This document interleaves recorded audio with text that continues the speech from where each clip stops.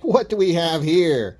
We got a new thing. We got a new knife. And this one is a Hunt Down. I know everyone, pretty much everybody knows the Hunt Down Knife Company. Oh, sarcasm detected. Hold on, let me check my script here. Oh, absolutely no one has ever heard of the Hunt Down Knife Company. I never didn't know it was a knife company at all ever. But it has a pretty neat looking knife, so I bought it. I got it used, I think, on eBay. So I hadn't opened it yet. I got it out of the regular package, but I hadn't opened it yet, so I don't know if it's in a... It feels like it's in a case. Oh, okay, it's got a card. Lifetime limited warranty. Okay. Hunt Down knives are guaranteed against defects, blah, blah, blah. I'll put it right here so you can read it. Wait, Kendra, you could probably read it fast, right? With your AI, like, abilities and stuff? Of course I can. Hold my beer. Lifetime limited warranty. All Hunt Down knives are guaranteed against defects in materials and workmanship for 1 year from the date of purchase. Your new knife is designed to serve you long and well. When used as intended, or properly looked after, any knife that happens to be defective will be repaired or replaced. ATR discretion. Use our RMA process and return to the same dealer or distributors you bought IT from. The lifetime limited warranty does not cover loss or damage caused by abuse, neglect, misuse, accident, alterations, improper maintenance, disassembly or normal wear, and tear as determined ATR. Discretion.we recommend cleaning using compressed air and the occasional drop of oil into the pin or coil area. Use common, sensible use sharpeners intended for knives. If your knife needs repair, contact us via party purchase. How was that? Okay. It's got a little velvet bag. Pretty nice. Let's see what we got here. That's the reason why I bought it. When I looked at that and saw that kind of texture on the G10, I was like, that is cool, man. I got to try that and see what that's about. I've seen other knives that kind of have that similar, really deep groove texture. I think it's really nice. Now, let's look at the overall shape of this thing. It's pretty wild. Kind of unusual. Look at that flipper tab. Thing is wacky. Look at the jimping. Jimping's almost like a saw. Yeah, it's kind of crazy looking. And then whatever's going on here, I don't know. Is that like your lanyard hole? Oh, okay. So if you look at this, pocket clip is inset below the scale. And I think, I'm 99% sure you undo this screw. Yep. So there's a screw on this side, screw on this side. You undo the screw, and this little plate can come out when you undo this screw, and you can switch them for left-handed carry. So it's a switchy clip. I'm not sure why they wanted to do it like that. It's weird. And then this part's real pokey. Let's see. Yeah, that's terrible right there in your hand. Yeah, wow. Okay, let's pop it. Real neat blade shape. I saw that blade shape and I thought that's pretty neat. Big old billboard, Hunt Down Elite. Well, it's actually pretty sharp. Oh, holy shit. I think it was used, but doesn't feel very used. Feels quite sharp. Let's see. Yeah, it's like super silly sharp. Yeah, it's got a couple hiccups. But parts of it are really, really, really sharp. Like it's been used once or twice. Okay, trying to get it to go down, but it's got a real bad double clutch.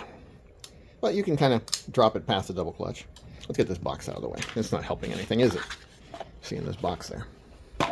Alright, so what do we got here? D2 steel. We got Hunt Down right there, HD. We got the sweet texture. We got stainless steel liners with really nice beefy standoffs. We got the big funky flipper tab that's just ridiculously sized. And look at that on this side of it.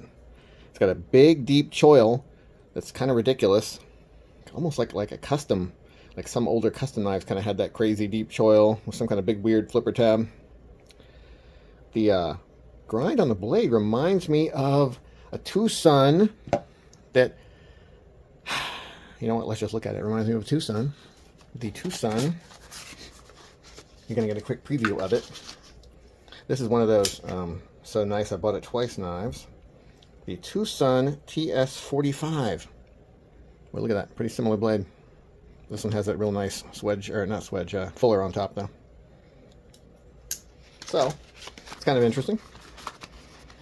Kind of one of those Persian style blades, I guess. The lock access is not the best.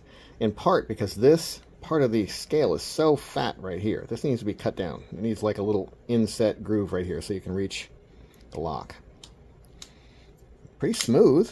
Okay, it's got a decent kind of sound. Let's listen to it. Yeah, it's like not super metallic, but nice. You can get past that double clutch. When you drop it, it drops down to there, and then you just kind of give it a little and it keeps going down because the blade's so long that it has kind of a decent amount of, I don't know what you call it, mass. No. Momentum? No. Inertia? Inertia! So, If a blade's really long and has a lot of inertia, it's not as likely to bump back up and go into the lock position when it has a little bit of a double clutch. You can just kind of bump it down, bring it all the way down to closed. It's fairly well centered. Yeah. The G10 feels really nice and grippy. The only thing that's really bothersome is that thing. I'm just going to grind that right off.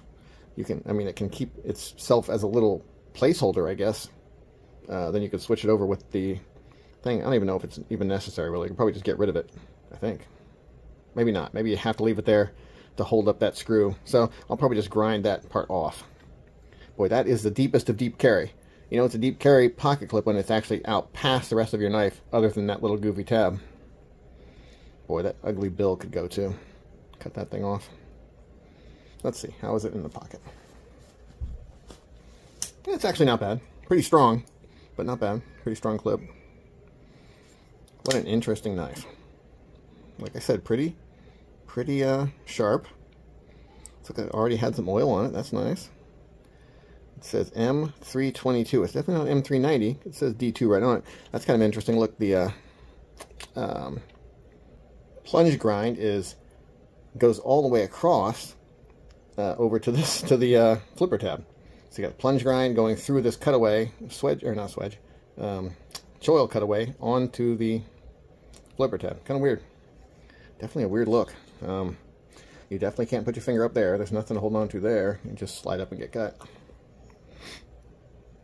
And that big choil, finger choil right here is gigantic. Look at that thing. That you ain't slipping off of that.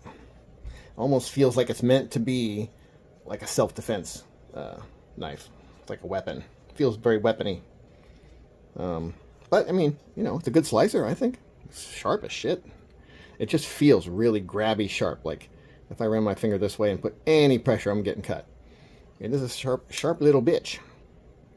Yeah, it's really well centered. I think I kind of like it. I think I'm going to round off that piece.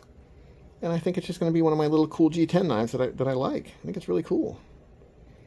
The pocket clip's a little low to the handle, but, you know, it's not bad. I could reshape it if I wanted to, but I won't because it's a cool knife.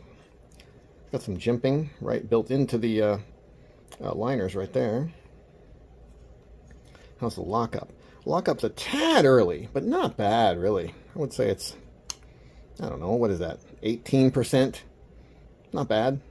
You know, 25% is really good to me. 25 to 30. That's like 18, almost 20. Let's see. How's it feel? We'll do it with the old spine whack. Yeah, not bad.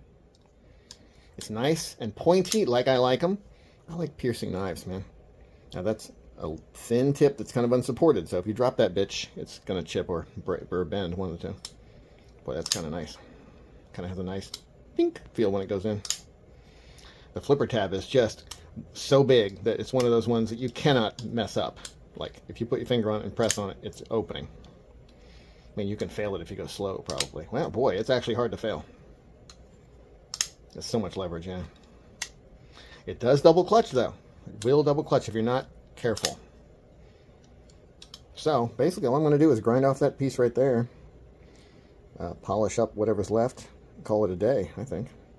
In fact, why don't we just do it right now? I'm going to go take it on the grinder, on the belt sander. I'm going to move it back and forth like this a few times. Then we'll see what we get. So that was like the quickest mod ever. We just put it on the sander, like the sander belt's going this way, moved it back and forth a few times like this, until it was sanded down, and then I put it on the polishing wheel, the rough one, and just gave it like a quick polish to re-blacken the G10 because it was kind of white. Oh, sorry. Yay. Another bloop for the blooper reel. Then put it on the polisher, just a rough polish to pretty up the steel a little bit, and then also to darken that G10 that had turned kind of white. Yeah, now it feels way better in the hand. I think I like it, man. It's a weird little knife. If you could get one cheap, I would grab one. The, what's it called? Hunt Down. It's called the Hunt Down Elite. Yeah, man, if you could get one for like 35 bucks or less, jump on it. I think I paid maybe a little more. I think I paid maybe 40. I don't know. I don't remember. Anyway, it's kind of a neat knife. Have a nice day.